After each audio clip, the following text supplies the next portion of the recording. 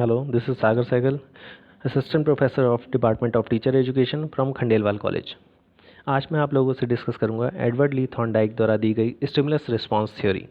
Thorndike ने ये जो थ्योरी दी वो न केवल शिक्षकों के लिए बल्कि छात्रों के लिए भी बहुत सहायक सिद्ध है। थॉर्नडाइक ने इसके पीछे कुछ बेसिक कॉन्सेप्ट्स बताए जो मैं आपको बताता हूँ। फर्स्ट वन इज़ प्रत्येक प्रतिक्रिया के पीछे एक उत्तेजक कार्य करता है, यानी जो भी हम कार्य करते हैं उसके पीछे कोई ना कोई उत्तेजक जुड़ा होता है। यह उत्तेजक प्रतिक्रियादाता को प्रभावित करता है। प्रत्येक प्रतिक्रियादाता इन प्रभावों से प्रभावित होते ही कोई ना कोई प्रतिक्रिया देता है और इन उत्तेजकों व प्रतिक्रिया में एक संबंध स्थापित होता है और भविष्य में जब कभी वह उत्तेजक सामने आता है तो प्रतिक्रियादाता वही प्रतिक्रिया करता है जो उसने भूतकाल में की थी। आइए इसे एक एक्सपेरिमेंट के माध्यम से समझते हैं जो कि थॉर्नडाइक ने किया था। उन्होंने एक पज़ल बॉक्स बनाया जिसका दरवाज़ा एक लीवर को खींचने से खुलता था। उस पज़ल बॉक्स में उन्होंने एक भूखी बिल्ली को रखा और दरवाज़ा बंद कर दिया। उस बॉक्स के बाहर एक मछली रखी गई जिसे देखकर बिल्ली उत्तेजित हो गई और बार बार उस फिश को खाने के लिए प्रयास करने लगी, लेकिन क्योंकि दरवाज़ा बंद था वो बाहर निकलने में असमर्थ थी, फिश को नहीं खा पा रही थी, जैसा कि आप पिक्चर में देख सकते हैं। लेकिन बिल्ली ने बार बार प्रयास किए और अचानक एक बार उसका पंजा उस लीवर पर पड़ा जिससे दरवाज़ा खुलता था। पंजा लगते ही वो लीवर खिंचा और दरवाज़ा खुल गया और बिल्ली ने बाहर आके उस मछली को खा लिया। बार बार ये एक्सपेरिमेंट किया गया और यह देखा गया कि जितना ज़्यादा प्रैक्टिस बिल्ली ने की तो उसे ये याद हो गया कि कैसे इस पज़ल बॉक्स को एक ही बार खोला जा सकता है और बाहर आया जा सकता है। यानी कई अथक प्रयासों के बाद, कुछ असफल प्रयासों के बाद बिल्ली ये सीख गई कि कैसे एक ही प्रयास में वह बाहर आ सकती है और उस फिश को खा सकती है। इसी एक्सपेरिमेंट के आधार पे थॉर्नडाइक ने कुछ लॉज दिए, कुछ प्राइमरी लॉज और कुछ सेकेंडरी। चलिए इन प्राइमरी लॉज को डिस्कस करते हैं। 3 प्राइमरी लॉज थॉर्नडाइक ने दिए, जिसमें पहला था लॉ ऑफ रेडीनेस। उन्होंने कहा कि जो भी कार्य हमें करना है सबसे पहले आवश्यक है कि हम उसके लिए तैयार रहें। जैसे कि बिल्ली तैयार थी क्योंकि वो भूखी थी, इसलिए वो फिश को पाने के लिए सब प्रयास करना चाहती थी। दूसरा लॉ उन्होंने दिया लॉ ऑफ एक्सरसाइज, यानी किसी भी कार्य को हम जितने ज़्यादा बार करते हैं हमारी निपुणता उसमें उतनी ही अधिक होती जाती है। जितने ज़्यादा बार हम उसे करते जाते हैं उतने ही हमारे रिजल्ट्स अच्छे आते हैं। इसी आधार पर उन्होंने तीसरा लॉ दिया लॉ ऑफ इफेक्ट। जब भी हमारे कार्य का परिणाम संतोषजनक होता है तो हम उस कार्य को बार बार करने का प्रयास करते हैं और यदि परिणाम दुखद होता है तो उस कार्य को हम भविष्य में नहीं दोहराना चाहते। कुछ सेकेंडरी लॉज भी थॉर्नडाइक ने दिए, जिसमें पहला है लॉ ऑफ मल्टीपल रिस्पॉन्सेज, यानी जब भी कोई उत्तेजक हम देखते हैं तो उसके लिए हम कई प्रयास करते हैं, विभिन्न प्रकार के प्रयास करते हैं जब तक कि हमें उस उत्तेजक के प्रति किए गए कार्य में सफलता नहीं मिल जाती।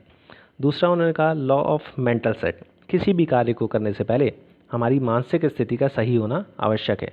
मानसिक स्थिति सही होने से मतलब है कि हमारे शारीरिक मानसिक थकावट का अनुभव ना कर रहे हों, हमारी मनोवृत्ति को प्रभावित करती हैं ये सब चीज़ें। तीसरा लॉ उन्होंने दिया लॉ ऑफ पार्शियल एक्टिविटी। उन्होंने कहा कि किसी भी संपूर्ण स्थिति के प्रति हम प्रतिक्रिया नहीं करते, बल्कि उसके कुछ अंश के प्रति ही हम करते हैं।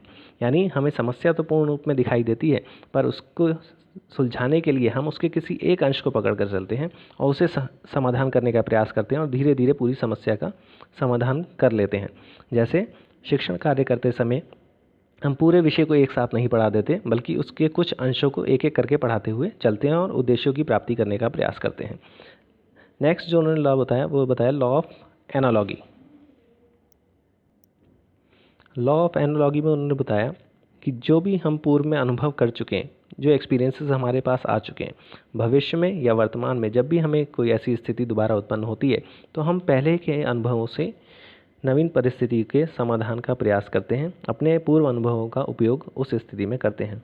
और लॉ ऑफ एसोसिएटिव शिफ्टिंग में थॉर्नडाइक ने बताने का प्रयास किया कि जो प्रतिक्रिया हमारी मूल उत्तेजक के प्रति होती है उसी के साथ यदि कृत्रिम उत्तेजक जोड़ा जाता है तो वही प्रतिक्रिया उसके प्रति भी होने लगती है। जैसे जब एक जानवर को एक बर्तन में खाना दिया जाता है और उसकी लार टपकती है, परंतु यदि कुछ समय पश्चात उसमें खाना ना हो तो उस बर्तन को देख के भी उसकी लार टपकना शुरू हो जाती है। यानी जो प्रतिक्रिया हम मूल उद्दीपक के प्रति करते हैं वही प्रतिक्रिया हमारी कृत्रिम उद्दीपक के प्रति भी होने लगती है। इस थ्योरी की कुछ विशेषताएं हैं, चलिए उन्हें डिस्कस करते हैं। First one is it considers the establishment of relationship between stimulus and responses as learning. ये जो थ्योरी है इसका बेसिक कॉन्सेप्ट यही है कि यह स्टिमुलस और रिस्पॉन्सेज में एक रिलेशनशिप या एक संबंध स्थापित करता है। दूसरा इन्होंने कहा कि जो भी एक्वायर्ड नॉलेज है वो लर्निंग है, लेकिन तभी जब इसका उपयोग किया जाए। यदि इसका उपयोग नहीं किया जाता तो उसे हम अधिगम नहीं कहेंगे। नेक्स्ट उन्होंने कहा objective is necessary for the learning. किसी भी अधिगम के लिए आवश्यक है कि उसके पीछे कोई ना कोई उद्देश्य हो, बिना उद्देश्य कुछ भी नहीं सीखा जा सकता। Next efforts by learner are mandatory, learns correct responses by trial and error. उन्होंने कहा कि हम बार बार प्रयास करें और गलतियां हों तब भी हम कुछ ना कुछ सीखते हैं। जैसे बिल्ली के एक्सपेरिमेंट में उन्होंने सिद्ध किया कि बिल्ली ने कई असफल प्रयास किए, लेकिन अंत में वह सीख गई कि कैसे उस पजल बॉक्स से वो बाहर आ सकती है। ये थ्योरी शिक्षा के क्षेत्र में बहुत ही उपयोगी है, परंतु कुछ दोष, कुछ आलोचनाएं इसकी भी हैं। देखें क्या है वो। First, experiments performed on animals. जो भी एक्सपेरिमेंट किए गए थॉर्नडाइक द्वारा वो सारे के सारे जानवरों पर किए गए, लेकिन जो उससे निष्कर्ष निकले उन्हें ह्यूमन बींग्स पे अप्लाई किया जा रहा है। तो ये एक इसकी शॉर्टकमिंग है। Second, trial and error method takes long time to learn. Trial and error method से जब भी हम सीखते हैं तो इसमें समय बहुत लगता है, क्योंकि कई असफल प्रयासों के बाद हो सकता है हम सफल प्रयास प्राप्त कर सकें। नेक्स्ट उन्होंने कहा it doesn't consider role of thinking and logics. एक जानवर सोच समझ के या तर्क के साथ कार्य नहीं करता, जबकि व्यक्ति जब भी किसी परिस्थिति के प्रति प्रतिक्रिया करता है तो उससे पहले सोचता समझता अवश्य है, कुछ ना कुछ तर्क लगाता है, तभी वह प्रयास करता है। कुछ शॉर्टकमिंग्स के होते हुए भी शिक्षा के क्षेत्र में यह है बहुत ही उपयोगी है। देखें क्या उपयोग है इसके।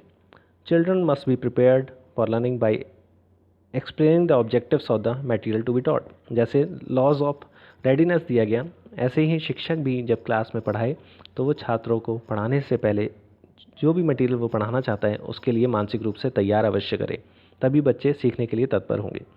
Second, very useful for dull children by giving them time for learning by trial and error method. ये ट्रायल एंड एरर मेथड जो डल स्टूडेंट्स हैं उनके लिए बहुत उपयोगी है। कुछ समय उन्हें अवश्य लगेगा, लेकिन वो बार बार प्रयास करते हुए सही प्रयास सीख सकते हैं और सफल हो सकते हैं।